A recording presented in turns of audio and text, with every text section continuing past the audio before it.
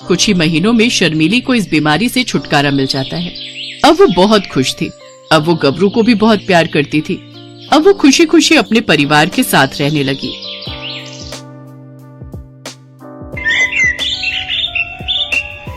ललिता और उमेश मुजफ्फरपुर के पास बसे एक गांव में छोटा सा चाय का खोखा चलाते थे। रोजाना की जो भी कमाई होती थी उसी से ललिता और उमेश अपना और परिवार का गुजर बसर करते थे। परिवार में ललिता की ननद और 2 बच्चे थे।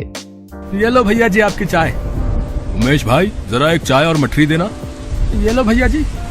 अरे अरे ये बारिश तो बहुत जोरों की शुरू हो गई, पिछले 3 दिन से नहीं रुक रही। हम तो सोच रहे हैं कि कल सुबह ही ये गांव छोड़कर शहर चले जाएं। अब ये कोई भरोसा नहीं कि कब क्या मुसीबत आ जाए, समझ रहे। गांव में सब लोग आपस में ऐसे ही बातें कर रहे थे। ललिता का मन इन सब बातों को सुनकर घबरा रहा था। उसे बाढ़ में होने वाली समस्याओं की बहुत फिक्र हो रही थी। इसी कारण ललिता को रात में नींद नहीं आ रही थी। आधी रात के वक्त अचानक गाँव वालों ने शोर मचा दिया, जिसे सुनकर ललिता घबरा गयी। तभी पड़ोसी श्याम और उसकी पत्नी सामान सिर पर लाद कर जा रहे थे। क्या हुआ श्याम भैया, आप सब ये सामान लेकर कहाँ जा रहे हो? ये सब गांव वाले कहाँ जा रहे हैं? ललिता भाभी, नदी में पानी का स्तर बढ़ गया है। चेतावनी मिली है कि हमें इस इलाके को जल्द से जल्द खाली करना होगा। हाँ। ललिता जल्दी से उमेश को उठाती है, पर तब तक बहुत देर हो चुकी थी। नदी का पानी गांव में फैल चुका था। पूरा गांव बाढ़ की चपेट में आ चुका था। लोगों के घर उस बाढ़ में डूब रहे थे। कुछ ही देर में सब तबाह हो गया। हे भगवान, अब क्या होगा? हम इस बाढ़ के पानी से कैसे बचेंगे? बंटी, पिंकी, जल्दी उठो, हमें यहाँ से जाना होगा।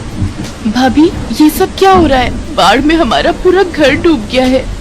माला, ललिता, तुम दोनों जल्दी जल्दी सामान उठाओ, हमें यहाँ से दूसरी जगह जाना होगा।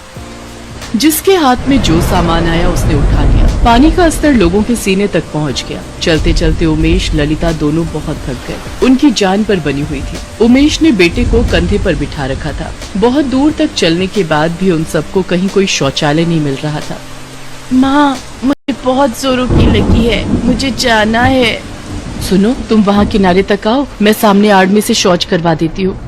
ललिता पिंकी को शौच के लिए ले जाती है, पर वहाँ सारे शौचालय टूटे हुए थे। माँ, यहाँ पर तो सारे टॉयलेट टूटे हुए हैं, यहाँ नहीं बैठा जाएगा।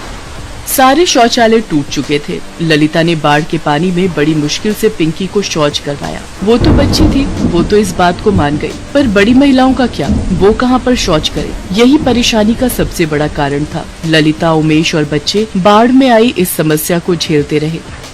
क्या करें, बाढ़ से गाँव में परेशानियाँ बढ़ती जा रही है। रात भी हो गई है। आज रात इसी टूटे छप्पर के ऊपर बैठकर गुजारा करना पड़ेगा। आसपास हर तरफ गंदा पानी भरा हुआ है, कहीं कुछ नजर नहीं आ रहा है। देख देख कर मन छलनी हो रहा है। गंदे पानी से खेत और मैदान भरे पड़े थे, जिन पर मच्छर मक्खी मंडरा रहे थे। गंदे पानी में सांप, बिच्छू, कीड़े मकोड़े काटने का लगातार डर बना रहता है। फिर भी बेचारे गांव वाले इन सब मुसीबतों के बीच सोने की कोशिश कर रहे थे। रात के वक्त बंटी को शौच जाना था। वो शोर मचाने लगा। माँ, मुझे जाना है, मुझे बहुत तेज लगी है, मेरी टॉयलेट यहीं निकल जाएगी।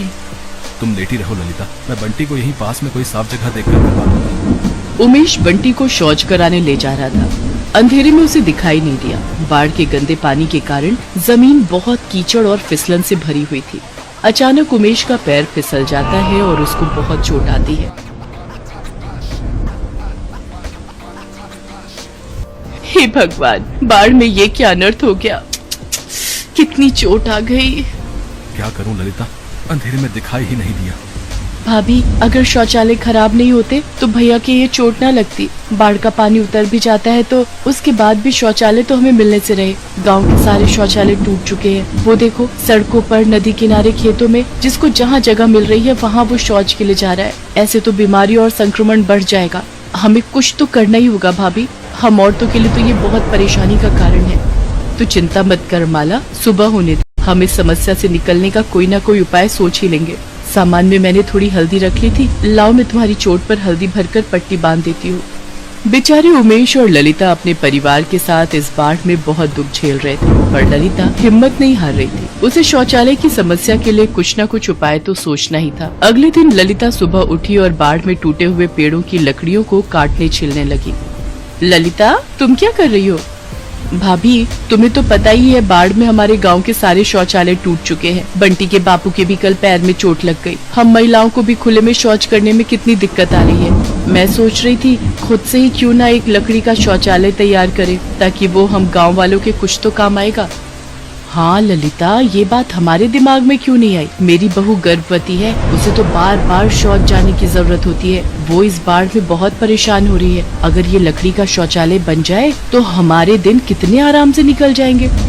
ललिता, हम औरतों की और भी बहुत सी परेशानियां होती हैं, जिस कारण हमें शौच की जरूरत होती है। गंदगी में शौच करने से हम औरतों को कोई बीमारी ना लगे, इससे बचने के लिए हम सब तुम्हारे साथ लकड़ी का शौचालय बनाने में मदद करेंगे। चलो बहनों, हम भी ललिता का साथ देते हैं। गांव की बाकी औरतें भी ललिता का साथ देने के लिए आ गयी। सबने टूटे हुए पेड़ों की लकड़ियों को तोड़कर काट कर इकट्ठा किया और धीरे धीरे सबके प्रयासों से लकड़ी की दीवारें खड़ी हो गयी। और कड़ी मेहनत और लगन से ललिता ने लकड़ी, कील और खपच्चियों की मदद से शौचालय का निर्माण कर दिया। लकड़ी का शौचालय बनने से गाँव की औरतों को बहुत आराम मिल गया था। अब ललिता, तुम्हारे प्रयासों को देखकर हमने सोचा है कि हम और भी लकड़ी का शौचालय निर्मित करवाएं, जिसकी सारी जिम्मेदारी मैं तुम्हें और उमेश को देता हूँ। अगले कुछ ही दिनों में हम इस गांव में लकड़ी के और भी शौचालय बनवा देंगे हैं।